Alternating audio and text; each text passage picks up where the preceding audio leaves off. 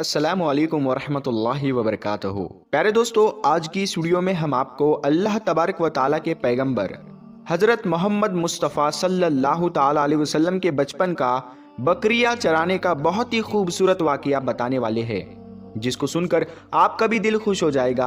आज की वीडियो को आखिर तक ज़रूर देखें और अगर आपको अल्लाह के प्यारे नबी हज़रत मोहम्मद मुस्तफ़ा सल्लल्लाहु ताला अलैहि वसल्लम से सच्ची मोहब्बत है, यानी आप आशिक़े रसूल है, तो बस इस वीडियो को एक लाइक करके कमेंट में या रसूल अल्लाह ज़रूर लिखें। देखते हैं कितने आशिक़े रसूल आज की इस वीडियो को देख रहे हैं। तो चलिए दोस्तों, शुरू करते हैं आज की वीडियो।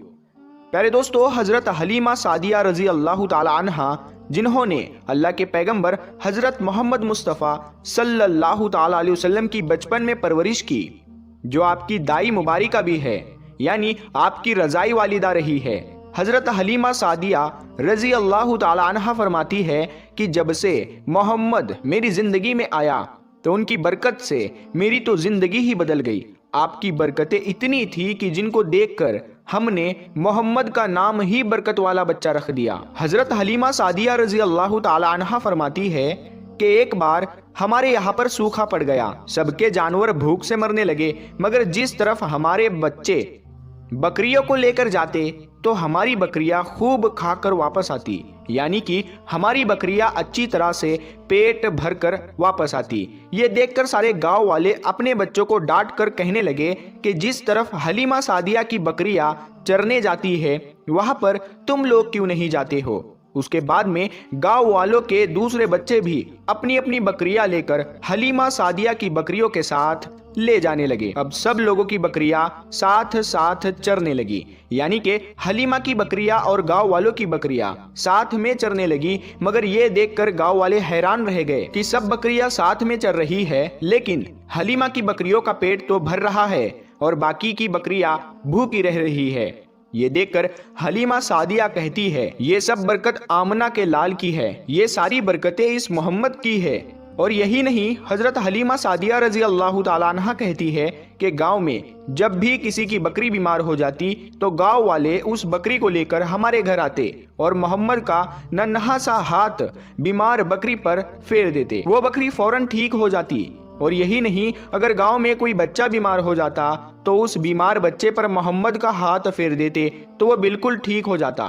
प्यारे दोस्तों, अल्लाह के पैगंबर हज़रत मोहम्मद मुस्तफ़ा सल्लल्लाहु ताला अलैहि वसल्लम जब हज़रत हलीमा सादिया के पास में परवरिश पा रहे थे और जब आपकी उम्र मुबारक 3 साल की हो गई थी, तो एक दिन हलीमा सादिया की सगी बेटी अपनी माँ से कहने लगी, यानी कि आप सल्लल्लाहु ताला अलैहि वसल्लम की मुँह बोली बहन अपनी माँ हलीमा सादिया से कहने लगी, जब मैं बकरी चराने के लिए जाती हूँ तो मेरा वहाँ पर भाई मोहम्मद के बगैर दिल नहीं लगता। ऐ मेरी माँ, मेरा एक काम करो, जब मैं बकरियां चराने के लिए जाऊँ तो मेरे भाई मोहम्मद को भी मेरे साथ में भेज देना। तो ये सुनकर हज़रत हलीमा सादिया रज़ी अल्लाह ताला अन्हा कहने लगी, नहीं बेटी, अभी मोहम्मद बहुत छोटा है, अभी ये बहुत नर्म नाजुक है, कहीं इसको धूप लग गई तो। देखो कितना हसीन और मुबारक चेहरा है, मैं इसको तकलीफ नहीं दे सकती, ये तो मेरा शहजादा है। अगर मोहम्मद के पाँव में कोई पत्थर चुभ जाए, अगर जंगल में जाते हुए मोहम्मद के पैरों में कोई कांटा चुभ गया तो। अभी ये बहुत छोटा है, इसीलिए मैं इसको तुम्हारे साथ जंगल में नहीं भेज सकती। जंगल में जानवर इसको तकलीफ पहुंचाएंगे, वो इसको मशक्कत में डाल देंगे। ये सुनकर हज़रत हलीमा सादिया की बेटी कहने लगी, ऐ माँ, तुम धूप की बात करती हो, जब मैं कभी भाई मोहम्मद के साथ में बाहर जाती हूँ तो आसमान से बादल आकर हम पर साया करते हैं। और अम्मी जान, तुम जंगलों के जानवरों की बात करती हो तो सुनो, जंगल के जानवर भाई मोहम्मद के मुंह को चूमते हैं, जानवर तो उसको सजदा करते हैं। और यही नहीं, जब भी हम भाई मोहम्मद के साथ में बकरियां चराने के लिए जाते हैं तो हमारे सब काम आसान हो जाते हैं, हमारी बकरियां भी इधर उधर नहीं जाती। जब हज़रत हलीमा सादिया की बेटी बार बार इसरार करने लगी तो हज़रत हलीमा सादिया ने इजाज़त दे दी। उसके बाद दूसरे दिन अल्लाह के पैगंबर हज़रत मोहम्मद मुस्तफ़ा सल्लल्लाहु ताला अलैहि वसल्लम अपनी बहन और बकरियों के साथ में जंगल में बकरियां चराने के लिए निकल पड़े। आसमान से एक बादल का टुकड़ा आप पर साया किए हुए था। इस तरह से 4-5 दिन आप सल्लल्लाहु ताला अलैहि वसल्लम अपनी मुँह बोली बहन के साथ बकरियां चराने के लिए जाते रहे। एक दिन हज़रत हलीमा सादिया रजी अल्लाह ताला अन्हा ने आप सल्लल्लाहु ताला अलैहि वसल्लम को रोक दिया और कहने लगी, बेटे मोहम्मद, आज के बाद तुम बकरियां चराने के लिए नहीं जाओगे, क्योंकि अब मैं तुम्हें और तकलीफ नहीं दे सकती। ऐ मेरे बेटे, मुझे तुमसे बहुत मोहब्बत है। एक तो मुझे तुम्हारी ये दूरी बर्दाश्त नहीं होती, और दूसरी बात, तुम मेरे पास बहुत ही अजीज अमानत हो। इसीलिए आज से तुम बकरियां चराने के लिए नहीं जाओगे, तुम अब घर में ही रहोगे। इस तरह से हजरत हलीमा सादिया ने पैगंबर हजरत मोहम्मद मुस्तफ़ा सल्लल्लाहु ताला अलैहि वसल्लम को बकरियां चराने से रोक दिया। फिर आप अपनी बहन के साथ में जंगल में एक दिन नहीं गए, उसके बाद दूसरे दिन भी नहीं गए। इसी तरह से आप सल्लल्लाहु ताला अलैहि वसल्लम 3 दिन तक बकरियां चराने के लिए जंगल में नहीं गए। तो तीसरे दिन हजरत हलीमा सादिया रजी अल्लाह ताला अन्हा ने देखा कि उनका बेटा रोता हुआ उनके घर आया। ये देखकर दाई हलीमा ने पूछा, ऐ मेरे बेटे, क्या हुआ, क्यों रो रहे हो? तो बेटा कहने लगा, अम्मा, हमारी एक बकरी को जंगल में एक भेड़िया उठाकर ले गया है। जब दाई हलीमा ने अपने बेटे के मुंह से ये बात सुनी तो दाई हलीमा की आंखों में आंसू आ गए।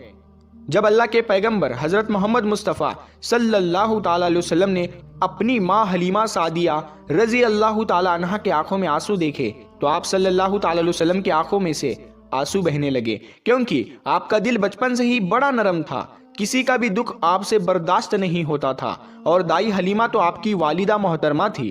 फिर आप सल्लल्लाहु ताला अलैहि वसल्लम कहने लगे, अम्मी जान, आप रोती क्यों हो?